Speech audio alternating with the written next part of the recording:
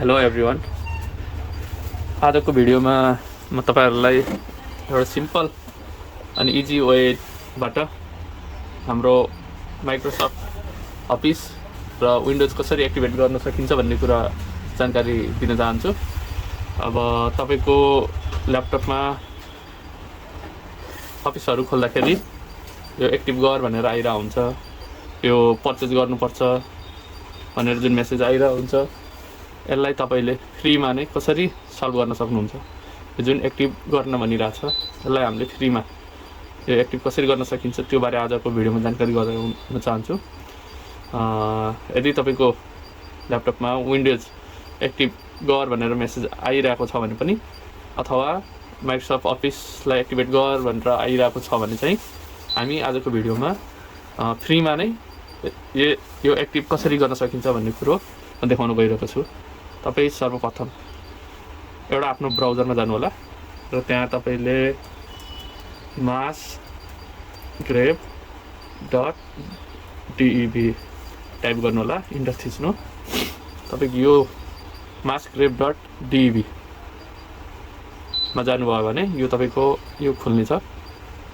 यसलाई चाहिँ हामीले बिस्तारै तल जानु हो भने यो तपाईको एउटा लिंक दिएको छ जुन यो कपी गर्नुपर्ने छ। यसलाई यहाँ क्लिक गरिदिनु भयो भने कपी हुन्छ।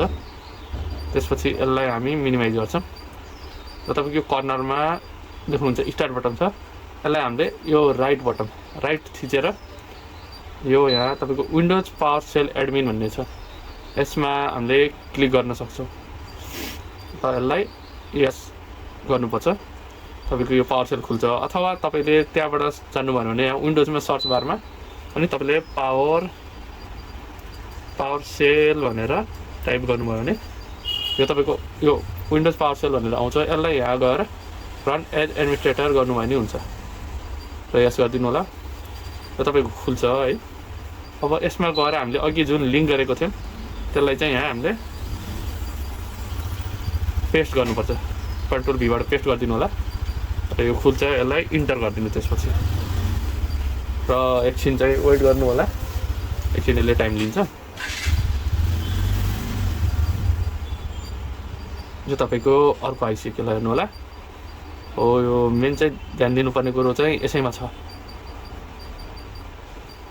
यो देख्न सक्नुहुन्छ यहाँ एक नम्बरमा यहाँ एक्टिभेसन मेथड्स भन्ने छ। यो एक्टिभेसन मेथडमा जानुभयो भने एक नम्बरमा तपाईको विन्डोज भन्ने छ, यहाँ तपाईको 2 नम्बरमा अफिस भन्ने छ। अब हामीलाई चाहिएको छ विन्डोज एक्टिभेसन गर्नु छ भने यहाँ तपाई 1 भन्ने छ, एक बटन, यो एक बटन चाहिँ 1 लाई थिच्दिनु होला एकचोटी।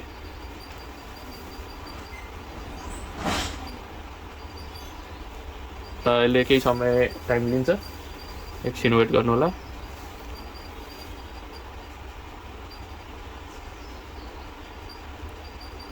ल हेर्न सक्नुहुन्छ यो windows 10 pro is already permanent activated भनेको छ। तपाईले यसलाई यहाँ 0 यदि तपाईले विन्डोज एक्टिभेट गर्नु छ भने यति एक्टिभेट गरेर एक्जिट गर्न सक्नुहुन्छ। अब अफिस पनि एक्टिभेट गर्नु छ भने यहाँ तपाईको 0 भनेर गो ब्याक छ, हामीले 0 लाई प्रेस गर्छौं त हामी अगाडिको मेनुमा आइपुग्छौं। अब हामीलाई अफिस, यहाँ अफिस भनेर 2 नम्बरमा अफिस भनेर यहाँ देखाएको छ। यो 2 नम्बरको पनि हामी यहाँ 2 थिच्दिनु पर्यो हामीलाई चाहिँ।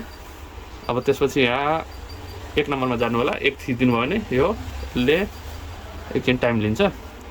अब हामीलाई यहाँ अफिस चाहिँ एक्टिभेसन गर्नुपर्ने थियो, साथसाथै हामीले विन्डोज पनि एक्टिभेट गर्यौं र एउटै एप्लिकेसनले एउटै लिंकले हामीले चाहिँ विन्डोज पनि र अफिस पनि एक्टिभेट गर्न सक्छौं।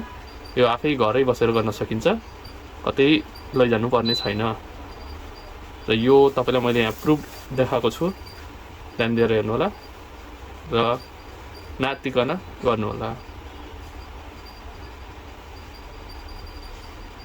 एकछिन यसले टाइम लिँदैछ एक्टिभेसन अफिस।